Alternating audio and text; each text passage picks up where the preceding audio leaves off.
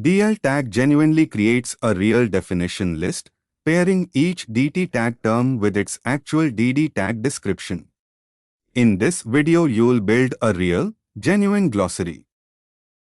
DT genuinely marks the real term being defined, DD genuinely marks its actual description, right below it. This real second term description pair genuinely follows the same structure, building an actual real glossary.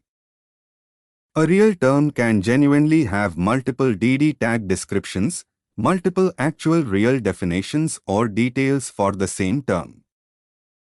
DL tag genuinely wraps a real definition list. DT tag genuinely marks the real term, DD tag genuinely marks its description. A real term can genuinely have more than one DD tag description. Build a real 3-term glossary using DL, DT, and DD. Ready to mark real abbreviations, time, and highlighted text.